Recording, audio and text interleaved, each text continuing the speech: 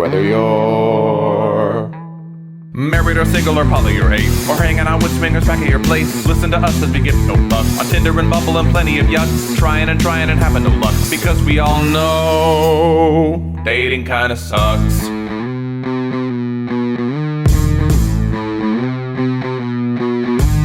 Sarah and Adam are two of a kind. He says stupid shit and she doesn't mind. They're not doing this show to make any buck. Life as a chicken whose feathers they pluck. Why does it work? Well, here is the crux. They both know dating kinda sucks.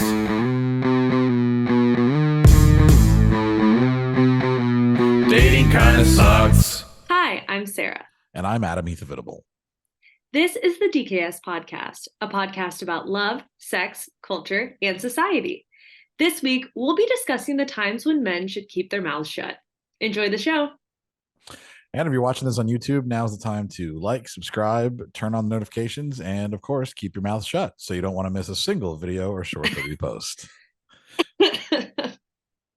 Thanks for joining us for another episode of the DKS Podcast. We weren't sure if we were going to squeeze in one more episode before the end of the year, but we did it. You are welcome, everyone. This week, we're going to have a quick update about our lives. We'll have an email from a Canadian listener about long-distance relationships, and then we'll dive into the topic and offer some guidance to men about when they should shut the fuck up, when discretion is the better part of valor. You know, maybe that's the nicer way to say it. Who cares? But before we get started, we need your questions. This is a great time to call our hotline at 407-519-0181 and leave a voicemail, or email us at datingkindasuckspodcast@gmail.com with any questions relating to dating, sex, relationships, culture, and society. Anything at all. Now, in our last episode, we recorded before Sarah flew off to South Africa. She is still currently in Johannesburg for a couple more weeks. So, Sarah, tell us all about your trip so far.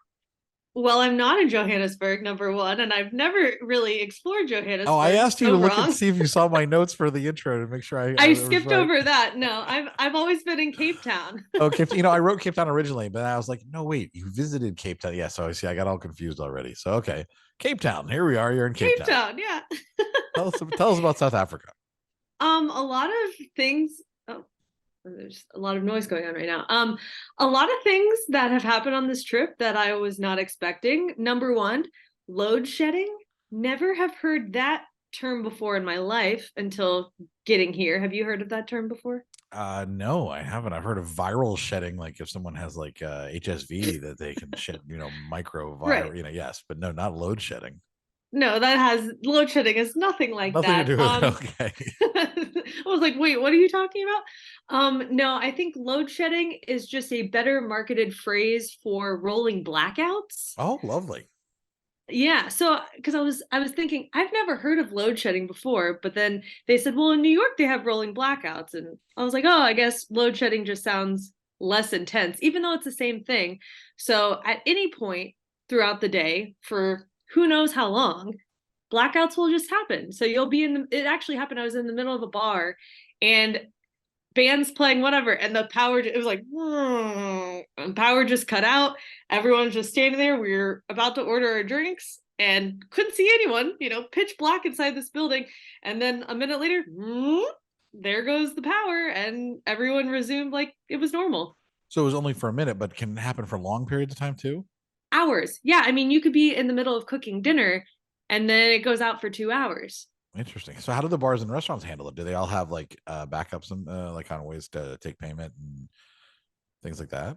Yeah. So most places have a generator, but if for example, if we're in the middle of this call and load shedding happens in this area, it could take, 10 to 15 minutes for at least internet to come back on. I mean, the power might immediately turn back on, but all the other systems to boot up to where it was, it takes some time. Lovely. Okay. Well, that's interesting. And is that just because the power grid's unstable? So they just need to do that to make sure that they have enough in the whole country. It's not okay. even just a Cape Town problem. It's a South Africa problem with, the infrastructure of their power grid and developing that. I guess there are apps where you could check times of when load shedding could potentially happen. But I found that out literally over the weekend from someone who lives here, that's kind of how they handle it. Just knowing, from 6 to 8 o'clock, I'm not going to have any power. So I need to get everything done before then or whatever. Yeah, it'd be nice if it was like scheduled. Yeah. Because then you'd be able to tell for sure. Now, because I know one big thing that causes a lot of drain on electricity is air conditioning. Do most places in South Africa have like central air or HVAC systems Yeah. or something? Oh, they do? Okay. I mean, the places that I've been into have had air conditioning. That So they're hasn't been more an modern issue. than Seattle then. Oh my God, for real. No, I'm saying the temperature here, it gets hotter than Seattle does. So Seattle is more of a mild climate where it's mostly cold throughout the year. I know. I just Versus here, consider it's hotter. central air I to know be you a want to shit on requirement. Seattle. Yeah, basically. And Yeah. so, I mean, it's not just Seattle; it's other places too. I mean, I think here in Tulsa, I don't think a lot of the older buildings had it. It's a new thing, to just have central air. But oh well, that's really interesting. So hopefully we'll be able to get this episode done without any issues. Yeah, hopefully we'll be good there. And then, so that was one learning. And then a second learning was actually just safety in general in South Africa. Johannesburg is an area I've been told repeatedly, do not travel to if you're solo because it's very unsafe. And I think to myself, I've been to places and done unsafe things. How unsafe is unsafe? But I've been wanting to do a hike here in Cape Town. And there's been multiple mugging reports of groups of 3 or less getting mugged on this hiking trail. And then someone was saying, well, if you're a group of 4, you should be fine. Like, oh, well, how do you, someone has a gun and says, give me all your shit. Are you really fine if you have one more person? Right. Interesting. I'm not going to risk that. So there's been certain things where if I was traveling in a normal, not that this isn't a normal city, but in another situation, I would be out at night walking around by myself, feeling comfortable. But I just have been advised against that. So basically, you were in Colombia, you were in Romania, you've been walked around and I was fine. Yeah. So here I've just been told you'll get mugged. So, and they have safety officers on the corners of most streets too, and that's supposed to help with tourism. So where I'm staying, there are some homeless people around, and one of my friends anyways, he was yelling at her, and the safety officer came up to her and said, where are you going? I'm gonna walk with you. Okay. And that's a normal thing here. So I don't know, it's different. I don't think Cape Town sucks or anything, but it's just things I did not expect when I came here. I think the beaches are beautiful, world-class beaches, world-class entertainment, things to do. I mean, there's Boulders Beach where you can literally walk along the beach and there are penguins there. There are so many beautiful viewpoints no matter where you go. The shopping is great. There's so many great things, but I think it's just been a little bit of a culture shock from like a safety standpoint. Yeah, that's interesting. And I mean, I guess it's good to have those advisories. I wonder, some of your trips, you weren't also part of a group.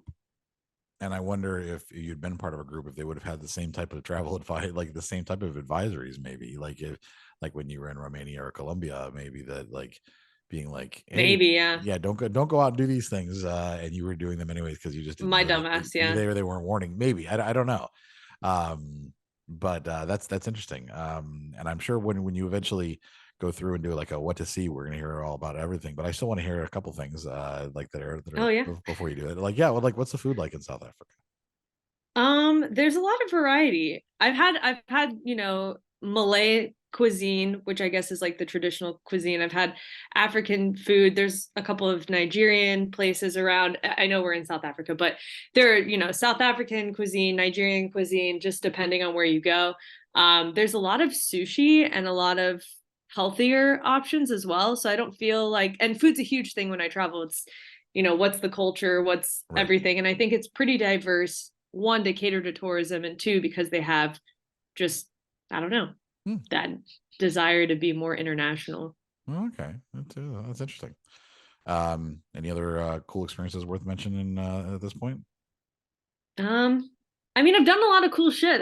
That's the thing. I think because I've been working from basically 4 p.m. to midnight, I've had every single morning to go out and explore. So I've had a lot more time to do everything in the 3.5 weeks that I've been here, and I leave this weekend. So why don't you share your safari story, with the guy, the driver? The driver. I don't. That was another culture shock. Good point. That was 3 weeks ago, so I'm forgetting that even happened. So we went on a day tour when we were around Kruger National Park, where we did our safari, and we're sitting in this vehicle waiting for 2 other people in our tour group to get in the van, and my friend she was just chilling with the door open, waiting for these 2 people to enter through her side. in the US, it would be the passenger side, but they drive on the other side of the road in South Africa. So on the right side of the vehicle. So she's kind of there. The cars are going by on that side too, but there's space. So whatever, it's a little propped. She was standing there. She goes, I feel really stupid keeping the door open like this and one of my legs out. I'm just going to come into the vehicle for a second. I'll just sit down in my seat for these other two people to come in.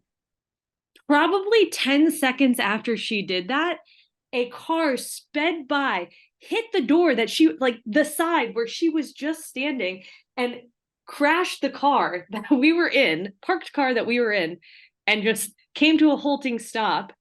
And yeah, so it could have been a lot worse if for whatever reason she didn't move her body. Something would have happened to her leg, which is insane.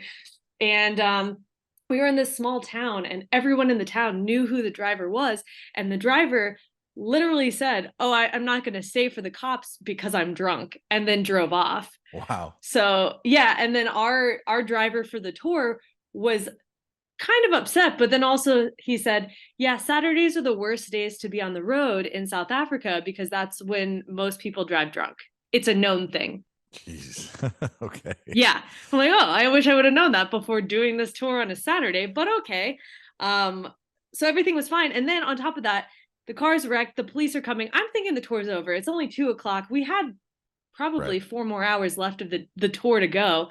And one of the locals who was serving us at the restaurant we had stopped at said, you know what, your next stop's only 5 minutes away. Get in my car and I'll drive you and I'll figure out the rest of your tour logistics. And here's my WhatsApp and whatever. So we get in her car and she drives us to our next spot. And she's like, have a great rest of your time exploring South Africa. Nice. I hope you have a great time. It was so sweet. I did not expect that, but that was a pretty wild experience. Well, that was pretty crazy. That sounds very like they were very nice too. Like the people living there seem very nice. Yeah. Well, that, and then every place we went around town the rest of the day, people saw my friend Jen and I, and they kept saying, oh, you're the girls who were in the car accident. Are you okay?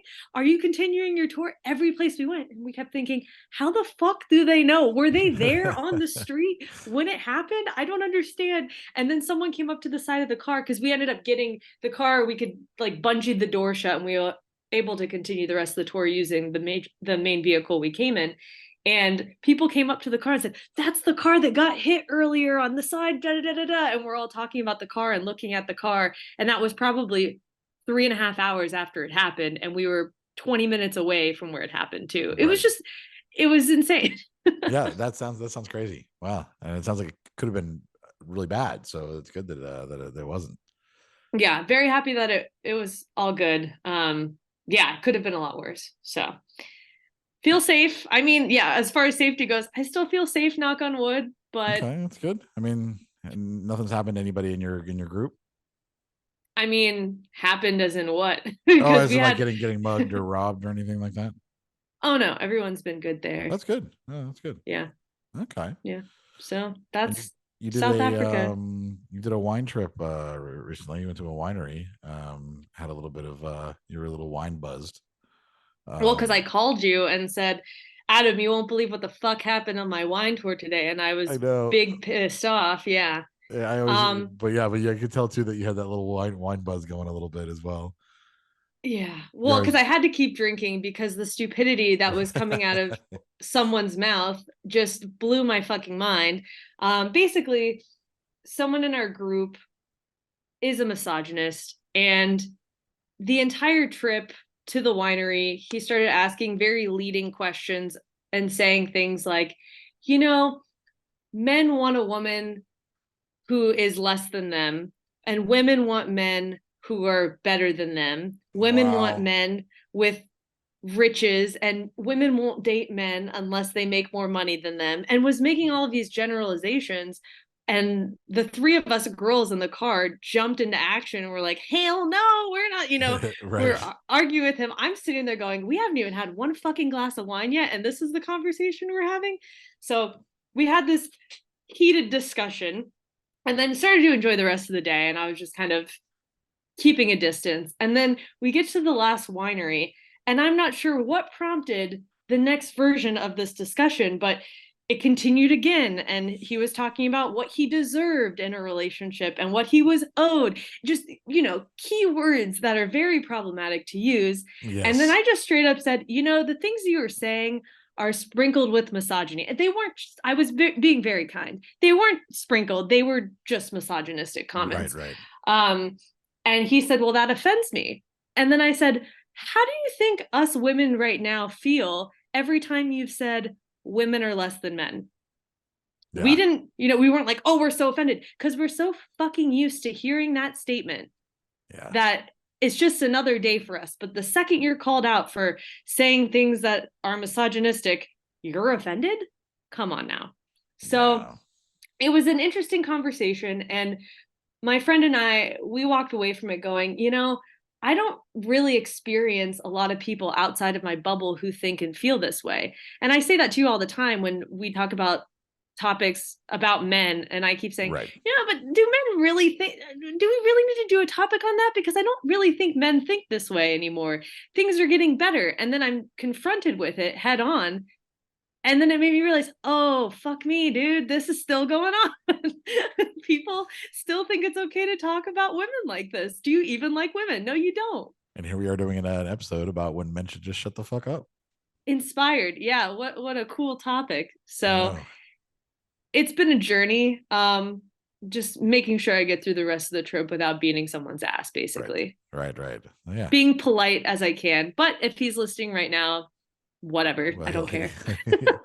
He'll learn, I don't think he can learn. The whole conversation we had on Sunday, there were opportunities for him to learn and grow, and it just came with him speaking over us, and we were trying to get a word in, and he would just not shut the fuck up. So then he could never, it's like he wasn't going to listen to us no matter what, right? But he wouldn't let up. Well, so do you know why he'll learn this time then? Because he's a misogynist. Why he's going to learn? Why he could learn by listening to this episode. Because I'm the one saying things. I mean, but then he'll just say, oh, well. No, but as awful as that is, men tend to, men like that tend to only listen to other men. And it's crazy, but it's true.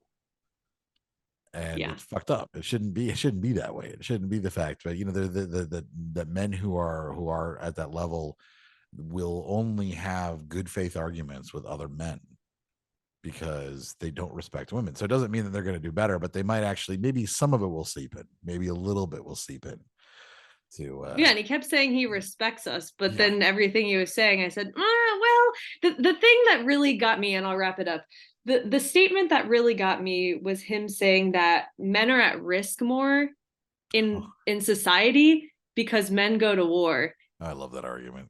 And I texted you that, and your response back was, ask him what war he was in. Right, exactly. Yeah. And it's funny, the men that will say that too, and you're like, you've never been in a war, and if you went to war, you would know that women and men fight, especially if you look on a global level. Because I know that his argument, you told me as well, that a lot of his argument was, well, that's different in America and things like that. Everything. Western girls were more feminist, so I prefer to date in Colombia because women respect men in Colombia and in this country and in that country. I'm like, okay. Yeah. So then if you look at men, if you look at other societies and other cultures, women make up the military or the fighters just as much too. So that was our argument back. We're like, oh, well, women can be drafted. And he's like, well, throughout time, throughout history. And then we had to say, okay, well, let's think about the risks that women face. I don't know, like getting murdered by going out on a date with someone, stalked, catcalled, raped, in all of the above. And he just kept saying, well, show me the statistics on that. Well, show me. I'm like, I could say the same to you, bro. What the fuck? I don't know. And I wasn't even drunk enough. And he wouldn't pay attention to them. He'd be like, oh, well, you're exactly right. Biased. Yeah. Mm-hmm. So that was fun. So you're in South Africa for another week, or the rest of this week. I have 4 days left, and then I'll be back in Seattle. Back in Seattle just in time for Christmas, I guess. About a week left before Christmas. And did you put a tree up before you left? No, because in our household, even though it's not my say, Roy likes having a real tree. So that's a non-negotiable. So he purchased that after I left. Oh, he did. Okay. So there's a tree up then. There is a tree up, yes. Oh, okay, just it wasn't before you left. I mean, a Yeah. good tree will stay around for a month or so. You know, it will. I know, but I just think, I don't know. I'm more on the artificial tree. Why spend the money every single year? Just I make agree. one big purchase on a fake tree and then not have to worry about it for the next 5 to 10 years, depending on how the lights go. I'm of the, why buy a tree at all camp. So you know me. Oh yeah. Well, that's exciting. So you have that. You already have presents already purchased and everything, just ready to wrap. Everything got taken care of before I left. So most of the gifts have been sent off and we're good to go. It's just a matter of, I was going to do some baking before we go over to Roy's sister's house. So I'll have to do that. But well, that'll be fun. So you'll have a little bit of time to adjust and not really have to do any real Christmas things because you already kind of got everything planned. That'll be nice. Mm-hmm. Yeah, love myself for the pre-planning there. That's smart, very smart pre-planning. Yes, absolutely. My Christmas plans will be probably nil. I don't think I'll do anything. I'm not really, I mean, I don't really care. My brother was like, hey, you can fly to Allegiant flies Tulsa to Orlando for like $60. You should come visit us for Christmas. And I was like, would you stay at your brother's house?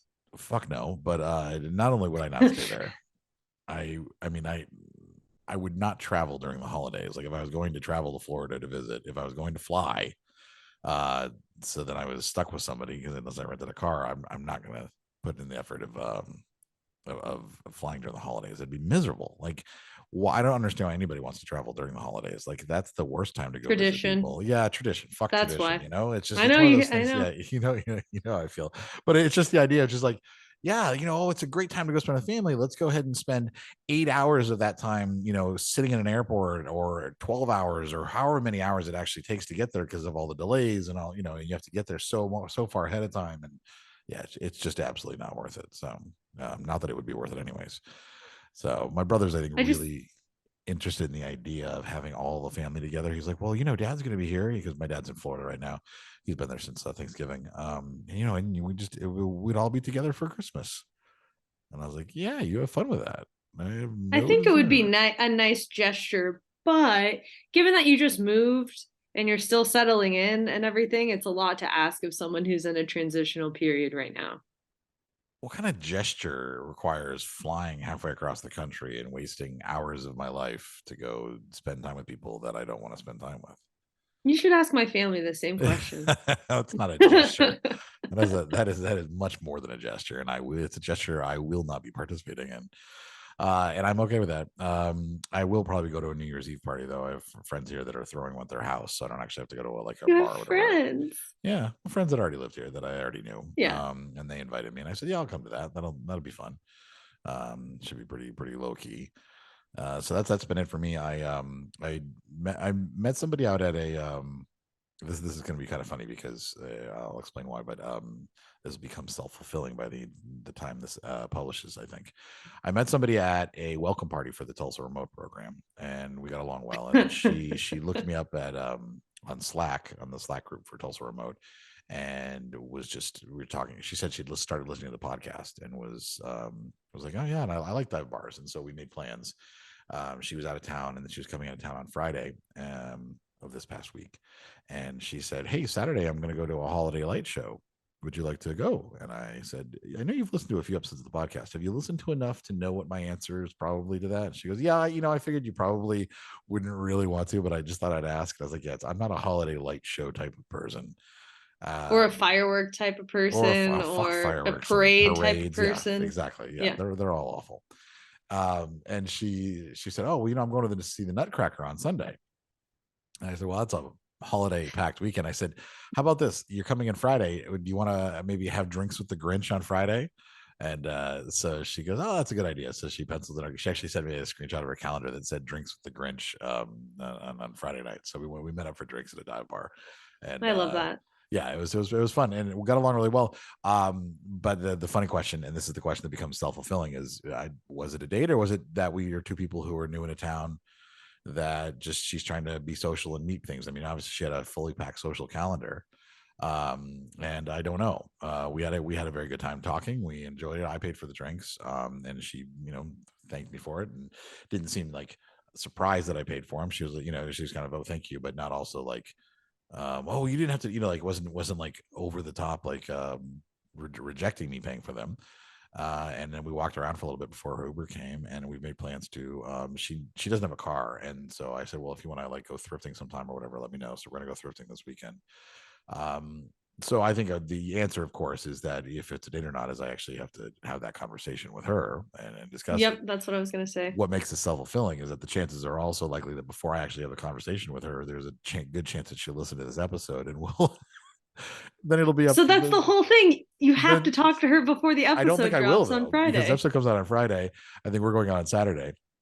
So if could she text hears her it, if and she hears it ask. before Saturday, yeah, but it's a weird text conversation. I'd rather just have it in person and just chat. But the thing is, if she hears it, then now she already knows the question, and so then we can talk about it anyways. And she seems like the type who would bring it up. So that's what I'm doing. I'm using the podcast as a way to make my life easier, because it's hard to say. It could have been a date. If it was a date, that'd be fantastic. She's really cool and she's pretty. She's nice, and I enjoy talking to her. If it wasn't a date, it was just two people. That's cool too, because I like having friends. So either way, I'm okay with it. Yeah, I don't think it was a date.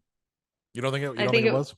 I think it was two people new in town finding a connection over something and trying to become friends. It could be. Yeah, but she's also said that she'd like, oh, let me know if you ever go to open mic. I'd love to come watch. And then and she's told me recently that she had a relationship that's ended. So she, that she is single, and so I don't know. Like, that's the thing, is it could be. Yeah, but you could have that conversation with any friends. You could, and that's why I can't tell. I think it's worth having that conversation and determining, hey, next time we meet up, I'd actually like to take you out on a date and make it more of a formally stated thing. Yeah, I think that would be the statement to have. And so but you won't do that till Saturday after she hears this conversation. Well, I don't know if she'll hear this or not. She might not be listening to the episodes religiously, but she has listened to 3 or 4 and she really enjoys it. So that's actually good. I'm glad to hear that. So we had a good time. And the only other thing is I mentioned open mic, is I've been doing comedy. I've gone out a couple times now, and I'm working on some new material and writing it from scratch. So brand new stuff that I've been performing. And so far it seems to be getting good reception. So I'm going to keep doing that and getting out onto on a stage for a bit, and try to, write another hour of material. So you're going to be the comedy king in Tulsa pretty soon, is what you're saying. Tulsa is the goal, yes. Yeah. But yeah, so far I've been out to a couple open mics, and they have gone just as it's been a few years since I've been out to an open mic, and it's been an interesting concept. I'll tell you what, and if there's any open mic comedians listening right now, just, you don't need to shock the audience. Like, I know shock value is the easiest thing to write, but try to turn it around a little bit. Try to do something that's maybe not predictable, but doesn't have to be shocking. And you don't have to talk about porn or masturbation or coming at all. To get a laugh. Like, yeah, there are plenty of other funny things in your life. And if that's all you have in your life, then you should probably get out and start exploring the world a little bit more, so that you can write more things. Because it blew my mind how many comedians get up and their joke was like their 5 minutes was all about masturbation or all about ejaculation or just something like that. And it just, who wants to hear that for 5 minutes anyways? Well, like, and they're not getting laughs. They're getting that first initial like shocked laugh at whatever they said, and then it's standard. A lot of male comedians when they start, and a lot of women comedians as well, but a lot of men will start, and they just like, that's what they go to. That's like, because it's easy to do a joke like that and get laughter, and so the goal is to try to get laughs about things that are a little bit more not even audience specific, but just more specific, and also more unique to your life. Everybody has a masturbation story that's funny. Everybody has, or a porn joke, and they're all about the same in some capacity. Like, and so come up. I think I know all of yours. God. Oh, yeah, of course. And yeah, because and the thing is, I don't even like, my stuff is generally, it started off being that way, but then I stopped doing those types of jokes because they're just like, everybody has them. So you work on your own unique stories, you're going to come up with a lot better material. So yeah, that's your advice. Yes. Oh, I know there's one last thing that I forgot to mention, and I needed to, was I was a guest on the 2 MILFs 1 Mic podcast, which is great a name. Podcast. Yeah, I know it's pretty funny. They are outside of Tulsa, about 3 hours away, and they record. They're brand new, and I think we inspired them. It seemed like they were listeners of our podcast, and then they want to start their own. They both are, I believe, divorced and just kind of going through and just talking And about MILFs. different things. And MILFs, yes, they're both parents, moms, and I have not seen them, so I cannot testify to the ILF part of it. But I'm going to take their word for it, and they were great. Like it was a very fun conversation. I recommend tracking down their podcast and giving it a listen if you get a chance. And it was funny because by the end they were like, "You're so much nicer than we thought you were going to be." And I was like, "What do you mean?" They're just like, "Well, you're kind of abrasive and harsh." And I was like, "Well, some of the things I'm saying are harsh, but not to you guys, not to you two hosts, not to the two women who are hosting it. I'm saying harsh things about men, but I'm not going to be in like." I was like, I can be more of an asshole if you want me to. Like, no, we just were surprised. And so I thought that was kind of funny. I think you also look intimidating. Yes. The beard, yes. how tall you are, just like you in public. I give up I'm like, I don't know. Yeah. That's very, very true. So, but it was a good time. Nice being a guest on their podcast. So, recommend check it out. It was a pretty entertaining podcast, the one that I listened to. So, nice. That's that. Nothing else to update on. Let's go ahead and take a quick break. And when we come back, we've got an email from a Canadian listener about long distance relationships. So we recently received an email from Jordan, who, as Adam previously mentioned, is a Canadian listener. So I know last time we had an Australian listener who left an email and Adam read it. So I don't know if Adam can actually do a Canadian accent and or if he should. We didn't get any backlash last time, but it wasn't great. No, it was terrible. It was an awful Australian accent, but people seem to find it entertaining at the very least. I don't know if I could. I feel like anytime I try to do Canadian, it ends up sounding like a Fargo, but I feel like there's some similarities there. But all right, so let's try it here. I'm gonna start reading. Just say sorry. Start trying to read it with a Canadian accent, and then I'm gonna give up almost immediately. Hey folks, I work a graveyard shift operating a snowcat in British Columbia, Canada, and your podcast keep me awake and alert and entertained. Thank you so much for your life advice and amazing sense of humor. Hold on, British Columbia is not far from Seattle. There's no way. There's no way that's the accent. That's just Canadian. Like I said, it sounds like Fargo. That's all I know. Like, don't you know? Like, okay. Then they get kind of serious, and I don't know if I want to read this in Canadian accent, so I'm going to read this just normal. Okay. 8 years ago, my father was in a train crash, leaving him with a severe concussion. I have two younger sisters and a job that allowed me to pay for their school and food. My mom helped as much as she could, but I became the breadwinner to support the family and support as many medical bills as possible. I've had a few relationships over the years and have always tried to support my partners in relationships as much as possible. But I've always feared that my cup, always just filled with fumes, could not support a healthy relationship. I've tried to support my partners and give them time to keep the relationship alive, but they would never have the understanding of my situation, as I hope no one ever has to. But my current relationship of 3 years has been one of the best and one of the most challenging. She is from Japan and has been living in Canada for 14 years. The year we met, I was working in a gold mine, and she would come visit me for a week at a time. We lived in the same town, but she would always leave for the winters, as I worked driving a snowcat. So every 6 months, she leaves me for a warmer, less snowy climate, leaving me to travel to see her. The first year, she moved 2 hours away. The second year, she moved back to Japan, and I went and visited her family. This year, my dad had a stroke, and she left me again. I now have little to no energy for another season of long-distance relationships. But she continues to try and support me from afar. I appreciate everything she does, but I'm having a challenging time looking after my family and keeping a long-distance relationship alive. I tried to inspire her to stay or go for a short period, and she said she would come back in 3 months, but I barely have time between work and sleep and keeping the homestead maintained to breathe. We moved in together this summer, and she has left all her belongings at my house.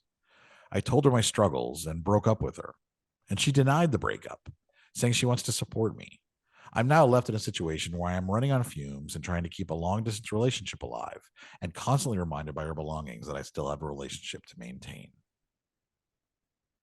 So, well, yeah. And then he says that, like, this is just the crumb of the story. I feel like there's so much more to this, but yeah. So Sarah, what would you have to say to Jordan? Well, immediately after the last statement you said was, she's denying the breakup. And my thought is she can deny the breakup all she wants, But the fact that he's able to say and recognize that he's running on fumes and he's struggling with that just in his own personal life, it doesn't create a solid foundation for a healthy relationship. And you need to focus on your foundation as an individual before then topping on a relationship and then a long distance relationship on top of everything that you have going on. And I think it's time for, he can say, you know, you can deny it all you want, but this is going to have to be the situation. As we're broken up now, I need to dedicate the time to focus on me. I think that first of all, what you're doing is extremely admirable. Like the you know, taking this, like the fact that you're running, you know, you're supporting your entire family because your mom and dad can't, is a very admirable thing, and I can see why that would be so draining. And there are a couple of things to keep in mind. One is time, and your younger sisters are not going to be, you know, they're not going to be kids for forever. They're going to be self-sufficient. They're going to be adults at some point. And they will be able to contribute as you have. You know, the burden doesn't always fall on you. As they get older, they can also help out around the house. They can help with your father and mother. And so keep that in mind, that your familial obligations are not going to be forever. And so you want to have that in mind. And also, when they do start getting old enough to help, let them. Don't continue to shoulder this burden like a martyr, but actually let them help. Let them give you breaks and everything, because it sounds like you do need a break, not just from, regardless of a relationship, regardless of just being a single person. It sounds like you need some breaks. So try to give yourself some breaks. Beyond that, a good relationship is supposed to be supporting. And so I'm wondering if either one, she's a draining person for a relationship, if somehow her needs are draining, or if you're putting yourself on the burden that being in a relationship with her is somehow something you have to do. Like, it could just be that she's perfectly happy coming and just sleeping next to you when you sleep, and that you don't have to, and she understands that you were there and that you work a lot, work hard, and she just wants to, when she's in town, be your support system. And she might be that person who, wants to help out and cook you a meal and do things, and essentially be there for you, to help you in the way that you're helping your family. And if that is the case, there might not be anything you have to do other than just, accept her existence. And maybe eventually setting a plan where, you, once, your family's taken care of enough, maybe setting some type of long-term type care for them as well, where you can go away for a couple months and come back. And, that might eventually be something you'll be able to do. I think it's something you're going to need to do for your own mental and emotional health eventually, is get away, because you're pushing yourself very hard, it sounds like. Her denying the relationships, I think, they're denying the breakup. My guess is that maybe she denied it because she just knew that you were doing this because you felt like it was another burden, and she doesn't see it as a burden. She wants to be there for you. So I don't know, but I feel like you have to have that type of conversation with her. And I feel maybe you should take it easier on yourself as far as the responsibilities you're putting on yourself to maintain that long distance relationship. That's a good take. Yeah, I didn't think of it that way. I just thought, he's piling on everything, and it's like, okay, if I can only focus on what I need to focus on, the relationship is last. Right. And that's which is yeah, as far as priorities, that makes sense. And I think that's also good. But I'm also just wondering what he's doing as far as, like, what is he making himself do for the relationship? If it's just something where another support system that you don't have to put that the effort is only there when you're there in town, and it might just be just your presence is all the effort you have to put into. She's not expecting you to take her out to dinner and things like that because she knows how tired you are. It could be okay, but we don't really know the details for that. Yeah, that's a good point. That could totally be it. Or on the flip side is, why aren't you calling me more? We never talk because you're so like that. Right. Side of it, so, where then you're like, yeah, I can't maintain this relationship because I'm already burnt out with everything else going on in my life. I can't continue this long distance thing. If she has that type of communication need, then I could see that being too hard to maintain. But but if it's not that, or if it's something that she's willing to kind of bypass that, and but I definitely keep in mind the time, because you said a couple of years and your sisters were young. I don't know how old they are now, but let's imagine in the next once kids get to the age of like 10 or 11, I mean, they're perfectly capable of helping out around the house, doing chores, but not just their own chores. Once they reach, 13, 14, 15, they can be caretakers, and they can very much be a helpful caretaker for your mom and your dad. And I would let them, and I would, encourage them to do that, because that's something that they should do as well. So yeah, it's a tough situation. Yeah, it is. So yeah, thank you for emailing us, Jordan. I'd like to, maybe if you have more details, or if you have any follow-ups, please let us know. Someone did, by the way, and we will get to it in a future episode. Someone did actually give us a follow-up. They finally replied and gave us a follow-up in the situation. So we are gonna do an update on that, which would be nice. And so I would like to hear any of our past emails or voicemails if you have any updates. But otherwise, go ahead, and if you do have something you want to ask, give us a call at 407-519-0181, or email us at datingkindofsuckspodcast@gmail.com. And so we're going to take a quick break, and when we come back, it's time for What to See with Sarah G, who's going to talk about how to survive the worst thing in the world. The worst thing that I can imagine in the world. You'll have to tune in and see what that is. Well, Adam teed us up. The worst thing in the world, I don't perceive as the worst thing in the world. It just kind of sucks. And that would be a long haul flight. So what do you consider a terrible time for a flight? Anything over like 3 hours? No, I'd say anything over 7 is over 7. Absolutely just unbearable. Okay. Have you had to, I guess, when you flew to Iceland? I was lucky that I had the whole row to myself. You got lucky, both ways. So I could just I literally just stretched out and laid out across the entire thing and went Ooh. to sleep. And I can sleep pretty easily. So I had plenty of comfort and space, and then that was good. So yeah. Otherwise it would have been not always the case. Yeah. So I'm really interested to hear your tips on this. Okay. So this week's What to See is how to survive a long haul flight. So as you all know, I'm currently in South Africa, and if you want some insight on how long that flight was from Seattle to Cape Town, my first flight was Seattle to London, and that was about 10 hours. Then I had a layover in London, and then I had to fly London to Cape Town, and that was about 11 hours, 11 and a half hours. So all in all, from when I left Seattle to when I arrived in Cape Town was about 24 hours of travel time. So I left on a Friday, and then I arrived on Sunday morning in Cape Town. Basically just lost an entire Saturday.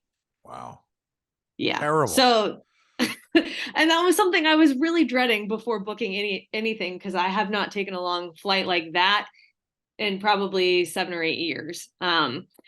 So first thing I want to know is, although I have a nice travel credit card that gives me a lot of points, and I could use points to buy, first class flights or business class, blah, blah, blah. I typically don't do that. I use my points so that my flight is free or my hotel stay is free. I don't really, with the point exchange, I don't always upgrade to a first class experience. So all of this is with the notion that I am staying in economy. So I'm not balling in first class this go around. I'd love to, but that's not the case. So let's talk about what to wear and then the products. Wearing wise, because I've messed up a couple of times, avoid jeans. That seems like an easy one. Jeans aren't always going to be comfortable, especially even a 5+ hour flight. And I avoid, for ladies, I avoid jumpsuits like the one I'm wearing right now, because if I have to go to the bathroom at any point during the flight, I'm naked on the airplane. And I don't know about you, it's just a little uncomfy to me.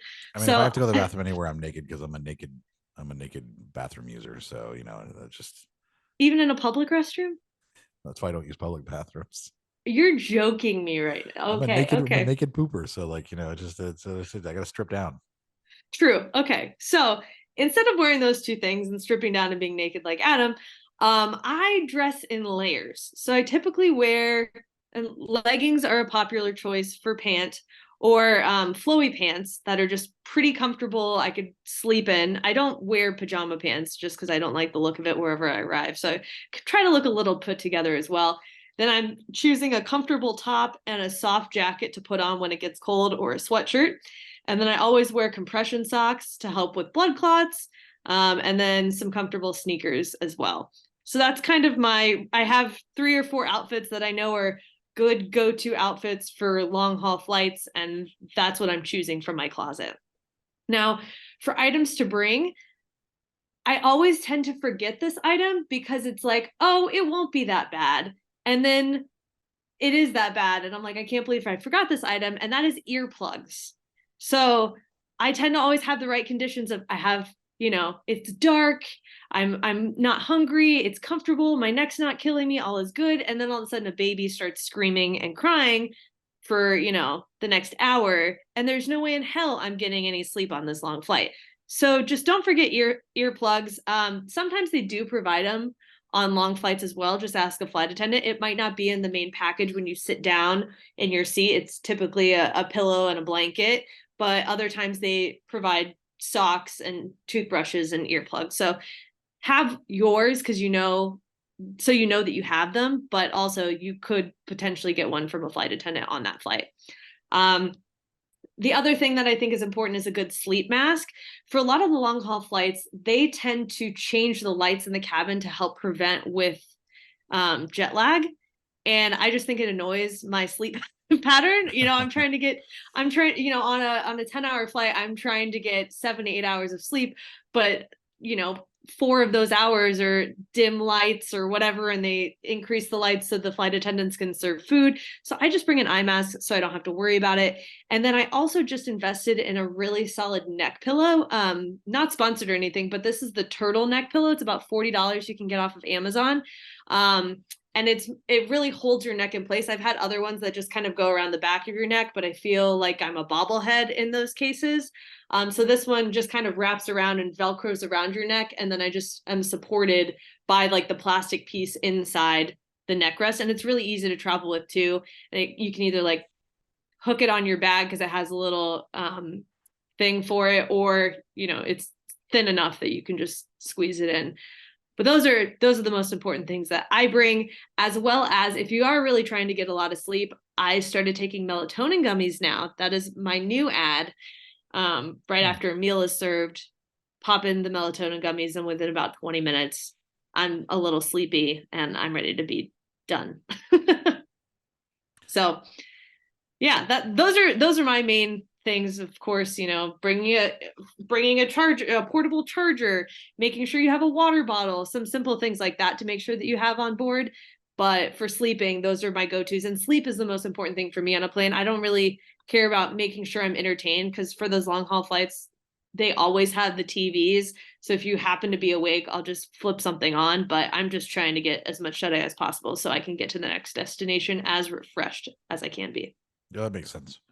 I tend to not hydrate myself because I don't want to have to pee in a public bathroom. So then I'll just shut my bladder down for the 8 hours or however long I'm at the airport and flying. And so that is another good point though. So yes, I bring my own water bottle, but I fill up that water bottle, obviously going past security, but I have electrolyte packets. So I'm hydrated, but I'm not consuming as much water as I would have if I didn't have the electrolyte packets. Like I feel like I'm more hydrated with the electrolyite packets than without. Oh, okay. Or because I could go through 2 bottles of water, but if I limit myself to just one, I will take little sips of the electrolytes. Right. Yeah. That makes sense.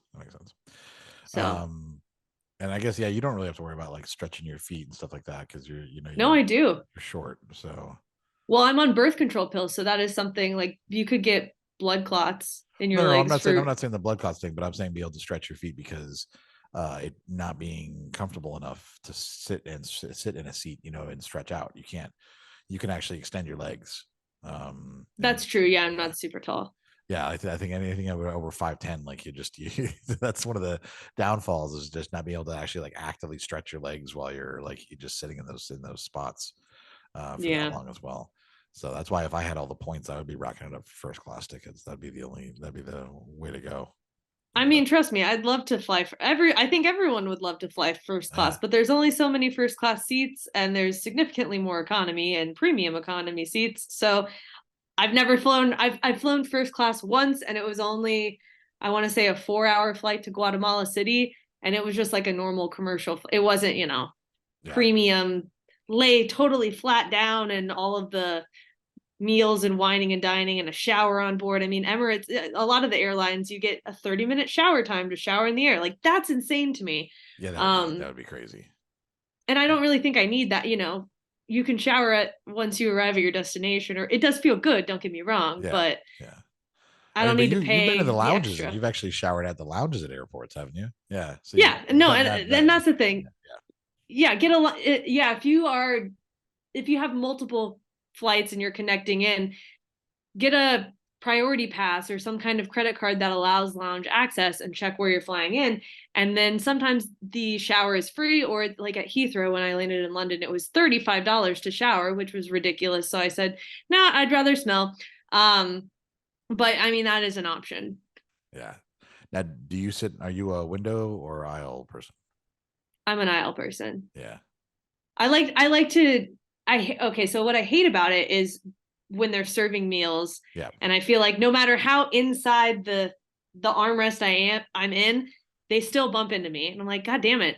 But I do like the fact that if I have to use the restroom, I can get out and I can like get up to stretch my legs and I don't have to bother anybody else. Yeah. So I'm trying to book aisle as much. And with those longer haul flights too, they have, the left side of the plane, the middle of the plane, and the right side of the plane. So it's like 3, 3, and 3. So I typically do the middle of the plane where there's an aisle and then the middle person, if that makes sense. And I do one of those aisle seats there. That way I'm hoping that whoever's in the middle seat is paired with a couple, so they'll go and bother their partner the other way. That way I don't have to be bothered when I am sleeping. Right. And I imagine that probably the middle seat is probably the one that's least booked. You know what I mean? Yeah. Like when people are trying to pick their seats, that's probably so you also have a possibility of it being empty. It was empty on my flight. On my flight to Cape Town, it was empty and it was so nice. I was just able to put some of the other bullshit, like my water bottle was sitting there and then the other guy's stuff was kind of sitting there too. So it was nice to just be there and not have to worry about, am I hogging the armrest? Am I in someone's space? Just not having someone there was so nice. But you got to get lucky with that. Yeah, that's true. Well, great. Yeah. Well, thank you for the tips. I eventually want to go to Australia and New Zealand. Like that is it's very high on my list of traveling, and it's a very long flight. I know it really is the flight that is like the thing that's like stopping me from wanting to book it. So, get a good travel credit card and start building up those credit card points, and then see what you got after a couple years of doing that. That's the way to do it. Yeah. And then book first class ticket the whole way there. Yeah. That's the way if you can. Although if you can't, well, no, just do it. Like if it don't go is what I'm saying. That's part of it right there. All right. Yeah. Well, then let's go and take a quick break. And when we come back, we're going to talk about the topic and tell men when they maybe should just shut the fuck up. We'll be right back. I think every episode, to a degree, is inspired by something that happens in our lives. Yeah, it feels like it is. Well, this topic is inspired by something that recently happened to me. I was walking downstairs, running into a guy friend. I don't know if I even consider him a guy friend, but ran into him and sat down. We had a late night the night before, and I never wear makeup. I throw my hair in a clip. I don't care what I look like most of the time, unless I'm going out and really trying to, if I'm taking photos or something, I'm going to look nice. But we're just walking down to meet and have just a casual chat before going on with the rest of our day. And so I sit down and he goes, yeah, you look tired, man, you look tired. And I mean, I was like, I paused. And instead of being like, I think in the past, I would make a statement and go, yeah, and just say yes. Because sometimes it's just easier to say, yeah, I am really tired, But I was feeling spicy. And the second he said that, I just fired back with, what does that mean? And he was at a loss for words. He was like, well, just knowing that you were out last night and, you just, I think, and he didn't want to repeat that he said I look tired again, right? So he just kept saying, oh, well, I knew you were out, so And I was like, oh, and then I think I doubled up with, were you criticizing my appearance in any way? Do I look like physically tired? And he was like, oh, no. So then what did that mean? Riddle me that. But at a loss for words. And then I just couldn't believe that someone would just unprovoked, The just say that to audacity, me. basically. Yeah, the audacity to say that, when I would never say to him, "Oh yeah, you look like you're hungover." Maybe to one of my close friends I would say that, but I don't know you like that. So then it was just, why would you even say anything? To Right. tear me down, to make me feel less than? Yeah. To feel superior because you don't quote unquote look like shit, or you don't quote unquote look tired? Is that what it is? So shut the fuck up. It was totally unnecessary. Yeah, I feel like No comment was needed. have this need sometimes to comment on women's appearance just existing in the world, even though they haven't been asked and they haven't been. There's no reason for them to give this opinion. They just feel like it's like they have this obligation somehow to do it, and the answer is no, you don't. But it's crazy. How are you contributing to society in a positive way by making that statement? Right. And then it goes back to specifically this statement. If a person can't change it in a couple minutes or less, don't make the fucking statement. Yeah. Because it's not helpful or going to make them feel good no matter what. And I don't think a lot of people think that one through most of the time. Right. It's not like saying, "Hey, you spilled something on your shirt." Like, it's just not like, because that's Right. that's a thing that can. Oh, I didn't realize they can go change their shirt. But it's just like, "Hey, you look tired." Is not it's not like, "Oh, boy, you look terrible." It's just like nobody wants to hear that. It doesn't help anybody. And if you were to say that to him, he would be morally outraged and offended by it. That's the thing. Like if you had said that instead, if you guys had sat down, you're like, "Boy, what happened to you last night? You look he would just be like, what's wrong?" Like he would be actually offended, and but had no problem saying it to you. Well, I think women, like I've mentioned, women as a whole are so used to just receiving these fuck ass comments, Right, that it's easier to be like, yeah, I am tired. But I literally said, no, I'm not tired. Why would you say that? which I is feel good. That's fine. a good way to I respond got a to it. full 8 hours of sleep. Do you want me to pick the bags up underneath my fucking eyes, my dude? I don't know. I it's also this idea that women don't exist in the world for men. So you're not there to impress him, to make him feel it to be attracted to you. Like you're not there to do those things. And so that he would only feel that way if he feels like somehow entitled to your existence. It is why he would say that. This is it not in a similar vein. I don't think I've ever told this story, but it's when I was married to Amy. Now Amy was very much law degree like I had. She also had her CPA. She was very well put together, very kind of meticulous, and and kind of very fashion forward and all of these things. And I remember when I was married to her, I had written like a blog post about like my deal breakers if I were dating again. And there were things like, you'd have to have at least a college education, no tattoos, no smoking, things like that. Well, then I ended up having the affair with someone who did not have a college degree, smoked, and had several tattoos, and I was totally okay with it, and it was one of those things. Imagine that. Yeah, and it was like I was like, oh, why do I care about these things, but one day she and I were, I think, in bed just watching a movie or something like that. I don't remember who it was, but or I don't remember the exact context. But she's like, "It's funny that you always like the actress that you always like. You have a very specific type." And I was like, "Well, I think I just used to change. Like I kind of changed, and I'm realizing that I always kind of like the trashier women." You said it just like that. Yeah, and Oh, I was not thinking, and it was just yeah. And Oh. she was like, "What does that mean?" And I was like, Exactly. "Well, What does that mean? I don't know what that means." Riddle me that.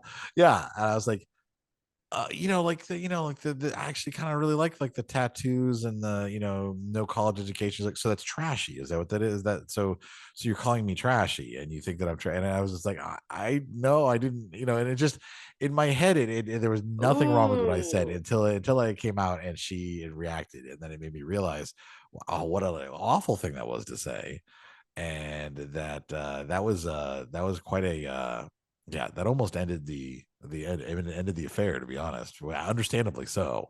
I mean, Yeah, yeah. and like, and I was like, I chose my words poorly, and I had to explain that, but like, oh, I don't know why I felt the need to say that. Like, I don't know why, as an idiot man, I felt the need to say it in that way.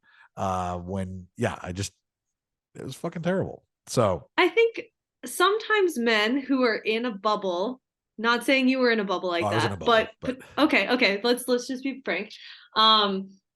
They say those things to their friends and they've never been checked by women when making those comments. So they feel very comfortable just blatantly saying, "Oh, she looks tired," or "I like dating trash." If you said that to your guy friends or whatever, and then they go, "Ha ha ha, yeah, me too." Da, da, da, da, da.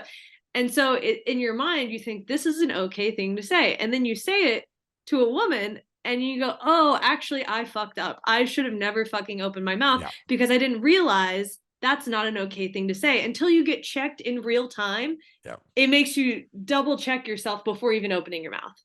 Yeah, I mean, especially when you're saying that to someone that you're romantically and sexually involved in. Which was a big fuck up.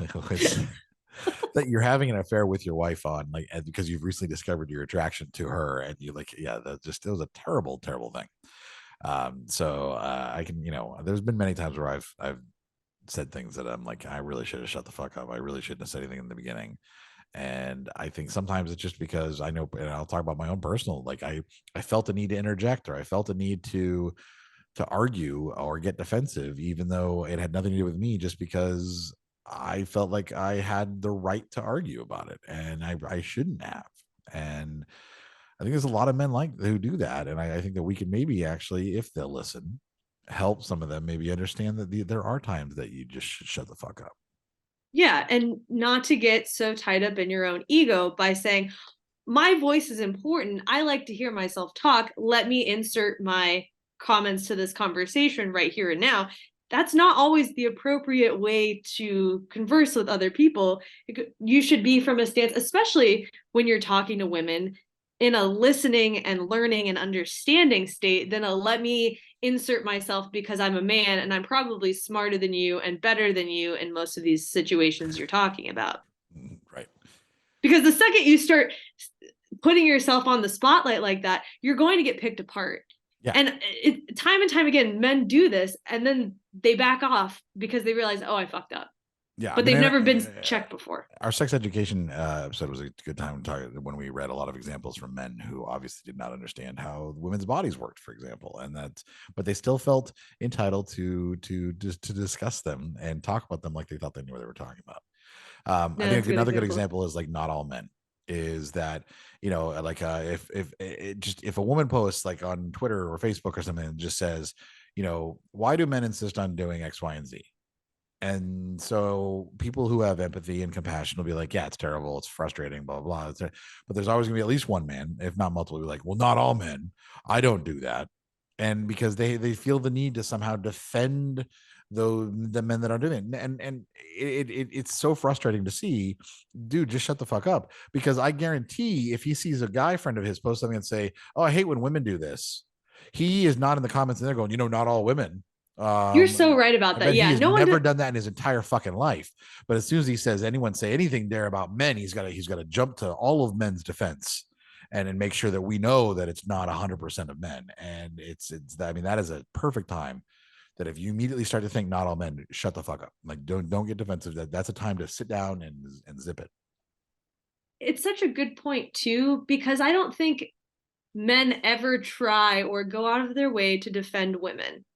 Just as a generalization, they're not saying, hey, we should listen to her. I mean, even the conversations I've had recently of saying, oh, well, it's not all, he's saying it's not all men or whatever. And then he's like, well, women do this and women do that. And just talking shit about women. Like we're not part of contributing to any of the things, the problems that you're bringing up. I don't know. No, but you're right. And men who do defend women they're called simps or white knights and things like that. And of course, that being said, this is a perfect time to talk to those people too. Men, you don't need to step in for a woman and defend her as if she's powerless either. Like that is a good time to shut the fuck up too.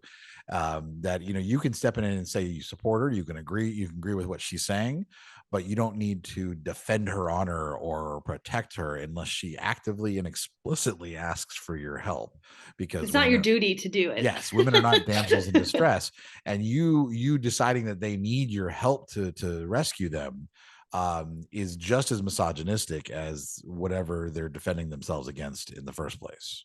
Right, because then women are less than men, and I'm the big hero coming in to save the day. Yes. Yeah. And then women will never get a chance to speak up again because I'm the one who saved you the last time. So what do you know about speaking on this topic? I'm going to insert myself ahead of you because I saved you the last time. Right. And then it just perpetuates. Yes. So you have to be very careful. That whole white knighting concept is just as toxic.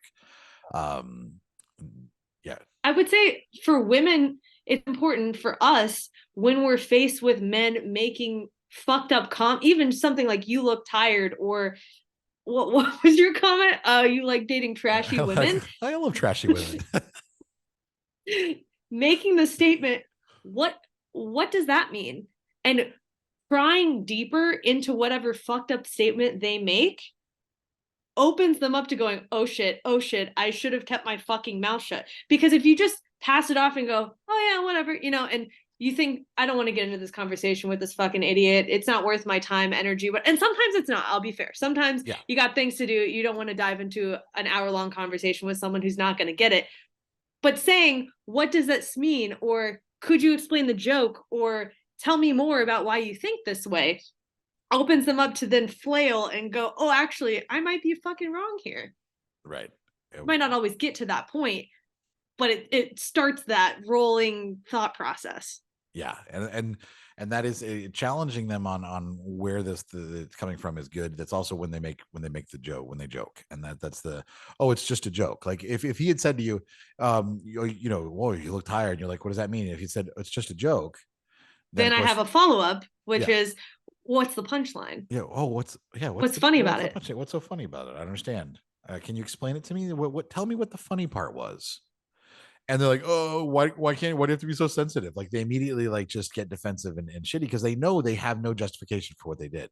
And it's when men make usually they say the worst things. They say misogynistic things. They joke about rape. They joke about violence, etc.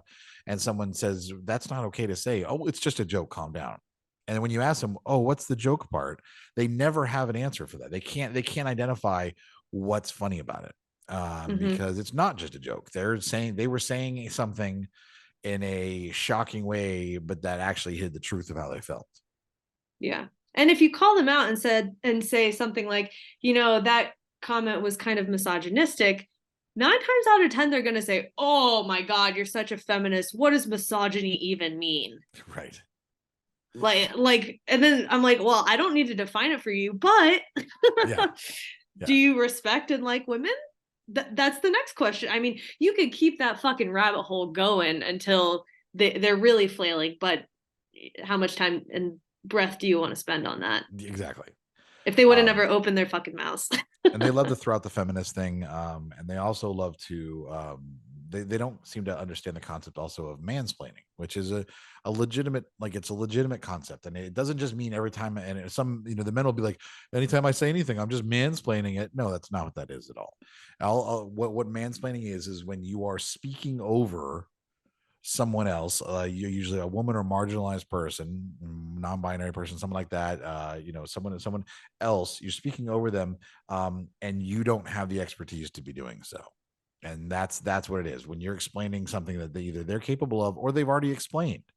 It's funny. I'll see on Twitter, a lot of women comedians will make a joke, and then you'll see these men in the comments trying to outdo the joke and making it worse with their, and that's mansplaining. Or you'll see, of course, an expert say something like Dr. Gunter, Jennifer Gunter, the vagina doctor, who is an expert in her field, a verified factual expert in her field, will be saying something, and then a man will pop in to try to correct her and try to say, well, but we know it's the actually, blah blah blah, and they're always wrong. They're always wrong. They're always dead wrong, and sometimes they're so wrong that you have to wonder how that person is even capable of getting up in the morning without breaking their neck, falling out of bed. I don't understand, because they're that fucking wrong.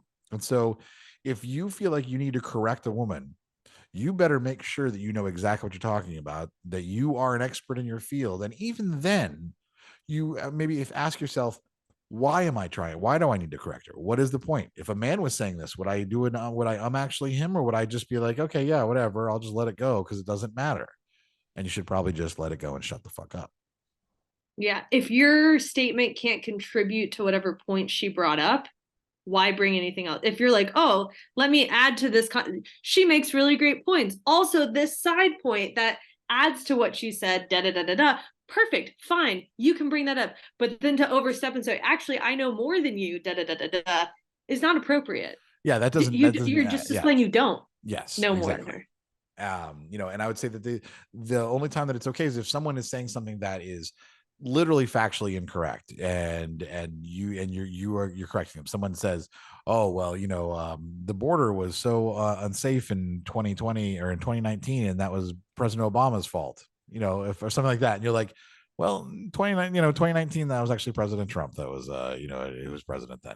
Saying something like that is, it's okay. That is a factual difference that's worth correcting. There are times when it is, but most of the time it's not. Yeah. Now, sometimes I think it's not a toxic thing. It's not a misogynistic thing. And I think this is another example of men needing to know they need to shut the fuck up. That's actually, it's more of a learning experience. And that is when it comes to your partner needing to vent. Like if your wife or your girlfriend or whatever wants to vent to you about something that happened at work or an experience she had, you don't need to fix it. So not saying, well, here's what I would have done, or here's what you do now, or they don't need you to fix it. That's not the time for you to rescue them and make everything better. You can make everything better by shutting the fuck up and listening and just empathizing with them and saying, well, that sounds hard, or that must have been difficult. That must have been just things that just allow you to let them know that you're listening. And you are in there, you're putting yourself in their shoes, and that after they're done venting, then you can say that at that point, after they're done talking about it, you can say, now, do you want any advice, or do you want me to just continue listening? And let them dictate the terms of that type of venting, because when you try to fix things, you come across as not empathetic. Mm-hmm. And I think too, if she's coming to you saying, I want to talk about this situation, that's your cue to shut the fuck up, because she has the floor to talk about it. You say, yes, tell me more. You ask other questions to get more information. You're not trying to cut her off and saying, well, you should have done this. Well, this should have been different. Well, that's not your place until you say, how would you like to proceed? Would you still like to vent, or would you like to talk about ways we can resolve this issue? Yeah, like, do you want my advice, or do you just want my ear? This is something. It's also not a time to go, I told you so, or try to blame her for whatever she's about to tell you about. Well, I told you if this was going to happen. That is absolutely not the time to say that. That's never a good time to say that. But you should definitely shut the fuck up in that case. What do you think is going to happen after you tell someone, I told you shouldn't have done that? Do you think they're going to respond in a positive way and go, you know what? You're so right. Thank you for reminding me of that. No, fuck no. That's never going to be a response that a woman's going to have when they're just venting and then being told that they were wrong from the start. And if you flip it back on a man and say, well, how would that make you feel? I don't know if it's enough for them to always get it, but it is something to check them of going, okay, if I feel hurt by this statement, if I made a similar statement to you, how would that make you feel? And make them be in your shoes for a second to go, oh, I might have screwed up here. Yeah. And I don't think we check men enough in that way to say, well, pretend for a second, humor me this. And so a lot of times we just let it pass, because it's easier to let it pass than to fully have the conversation and dedicate more time and energy into someone who might not get it at the end of the conversation. Yeah. I think that it's also there's a reason that women don't talk about like some of the sexual advances that happen to them in public, and some of the harassment they go under to their partner, because instead of listening, their partner will say, well, I'll either like overreact. Okay, I'll go kick his ass right now, which I'm the protector. I'm the hero. Back to that. Helpful. Or we'll say, well, I told you if you wore that skirt, or I told you, that, if you look like a whore, this is what happens, like, or some type of nonsense like that. Or we'll blame you in some way. Well, were you alone with him, or what did you say to him? And things like that. We'll say things. And so, or we'll somehow get jealous and use their insecurity. So like, every one of those reactions is inappropriate and unacceptable, and it makes why women are unlikely to talk about a lot of these things with their partners. That if you as a man were able just to listen and say, that sounds terrifying, or that sounds like that was really hard on you, is there anything I can do? Would you like me to support you? But I support you no matter what. And like, those are times where you say that, but otherwise you shut the fuck up. And I think that men need to learn that, because they are pushing women away. And then when they say, well, women don't get harassed that much, and all these women around them are like, yeah, it happens to me every day, I just can't tell you about it because you're not a safe person to talk to. And if you're not a safe person to talk to, you're not a safe person to be in a relationship with either. Yeah. And I think when men are making those statements, the mental check is what I'm saying going to put her down in any way or make her feel less than if I make this statement? If the answer is yes, you shut the fuck up. Yep. Because it's not helpful, it's not productive. And you go through those checks. Is it helpful? Is it productive? And how can we continue to solve this problem? Your statements, if they're not trying to solve or make a situation better, and they're just coming from ridicule and blame, shut the fuck up. Yeah, exactly. This is like it's really that simple. You may be a redneck if type things, like right. If you're doing this thing, just shut the fuck up. I think that this is another thing when women are speaking. When you have you might be part of the conversation, you might just be an observer in a conversation, and you see women, and not just women, marginalized people as well, people of color, etc., speaking of a situation that they have experienced personally. If you feel the need to center yourself, if you feel the need to turn it on you, to make it about you, then that's unacceptable. That's a prime example of a time to shut the fuck up. And I've had that happen on like TikToks, for example, where I might say, we'll be talking about an issue, and we're talking about like be sharing a story of a woman saying that she was sexually harassed or she was abused or assaulted or something. And then you'll see a man in the comments say, what about men that are assaulted? That's not what we're talking about right now. Yeah. Sorry. Like Go away. We're talking about women. If you want to make a conversation about men being assaulted, then start a conversation about it, and you will get support from people for that topic. As long as your topic isn't why women are being stupid and men are assaulted, and so let's focus on men instead. There's plenty of empathy to go around. It's not like a limited pool of empathy. So if women and marginalized people are talking about a topic about what's something they've experienced, in any way centering yourself or saying, well, I've never seen that, or what about this or what about that, and just trying to like derail the conversation in any capacity other than offering support for it, and asking supportive questions, that is a prime example of men being toxic and misogynistic, and a prime example of obviously when they should shut the fuck up. Yep, agreed. Any other reasons they should shut the fuck up? Yep, I got one last one. You got more reasons. Okay, yeah, I got more reasons. Like I said, this is kind of two, but I think it's the combination of one.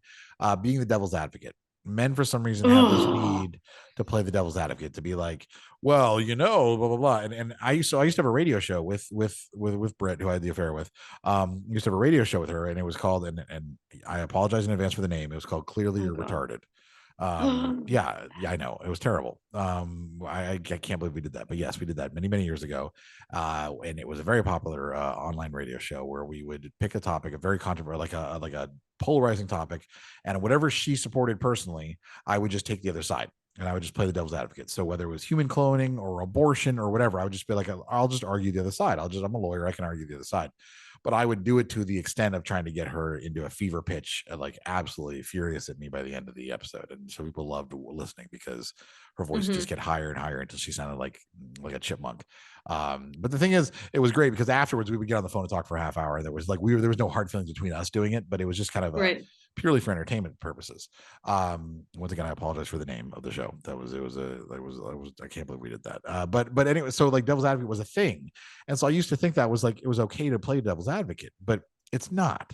And I heard it expressed best when it says the devil doesn't need an advocate. Like, it's like, let's switch out the devil. Let's say instead of devil, you say Hitler's advocate. You'd be like, hey, I'm going to be Hitler's advocate. Why are you going to get on the side of Hitler? Why exactly? Right. What do you think do you have to add that Hitler needs your help? If we're going to say that. So, and again, how is it productive to the overall conversation? Are we really getting to the point here, or are we just trying to derail everything so that your ego feels safe and you got a word in? Right. That's exactly what it is. It's like, you don't need to, when someone is discussing an issue, especially if it's an emotionally charged issue or a personal issue, you don't need to play devil's advocate. You don't need to step in and say, well, what about this situation? Yeah. What about shutting the fuck up, dude? Who fucking cares? Yeah, exactly.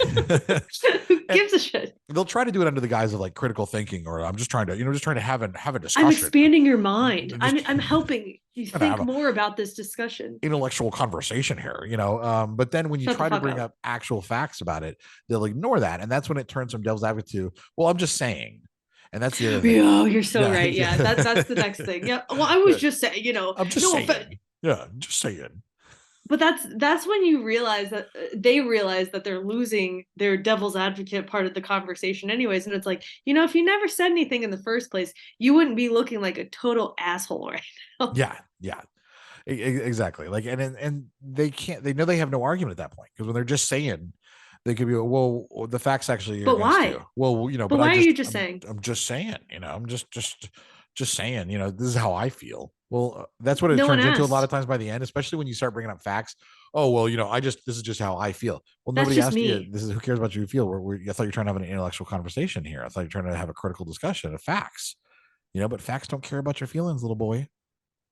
So I think that's how every conversation always ends. It comes with they're not shutting the fuck up, they're inserting their opinions, whatever, and then it becomes devil's advocate, and then it becomes just saying, and then they walk away from the conversation pretending they did no wrong, and women walk away going, what an asshole. Yeah. Every single time. Well, I've had political arguments with someone where they're like, well, blah blah blah blah blah, and I was like, that's incorrect. What actually happened is here's a citation for it. Here's a link to it. Here's a video on it. You can watch all of this and it'll tell you everything you need to know. Well, I'm just saying that that shouldn't happen. Well, it didn't happen.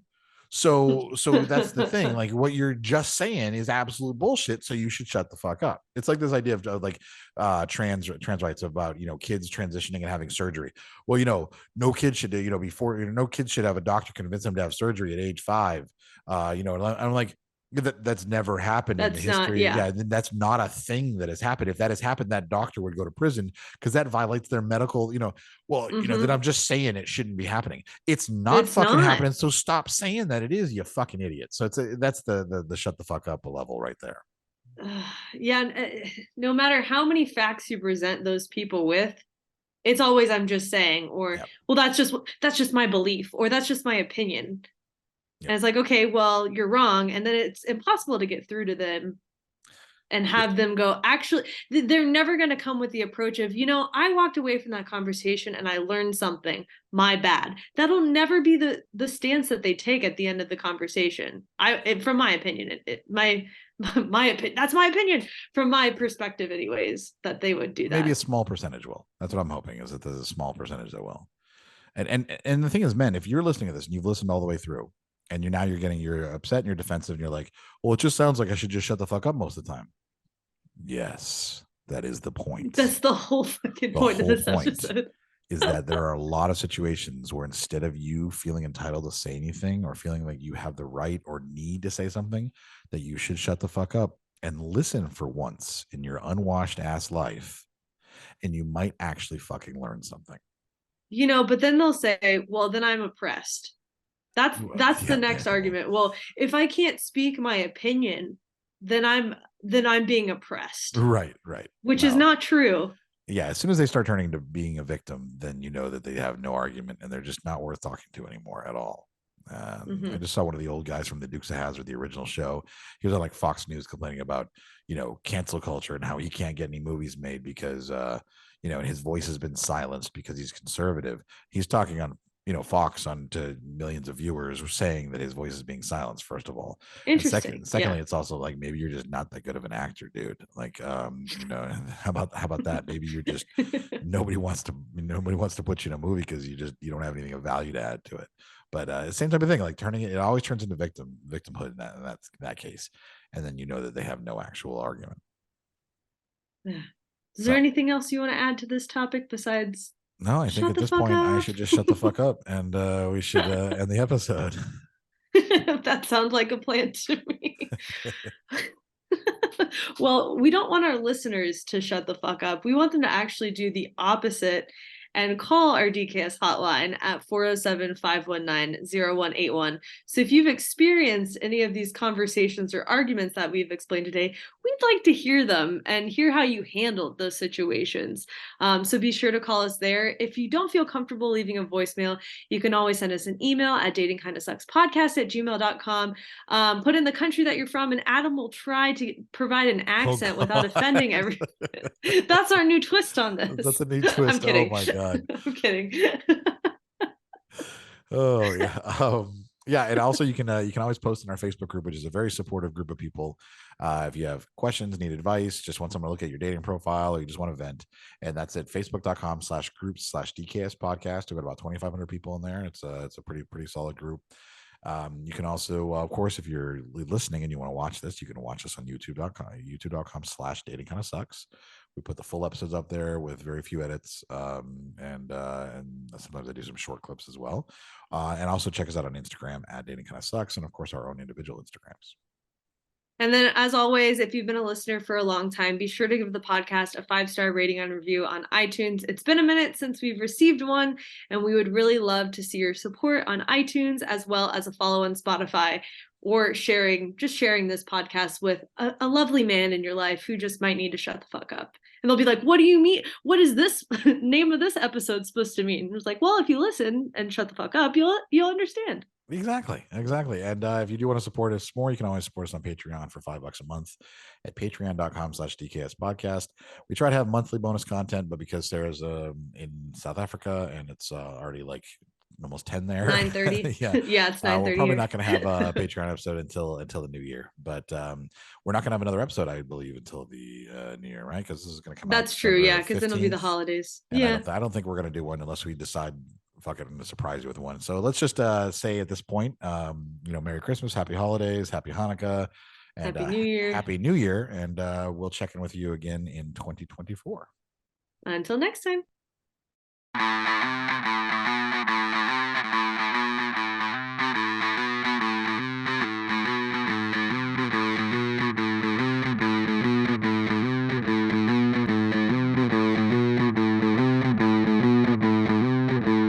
Whether you're married or single or poly or ace, or hanging out with swingers back at your place, listen to us as we get no fuck on Tinder and Bumble and plenty of yuck, trying and having no luck, because we all know dating kinda sucks.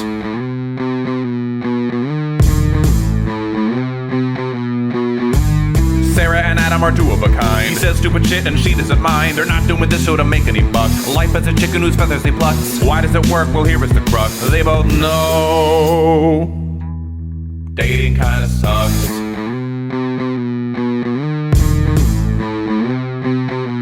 Dating kinda sucks.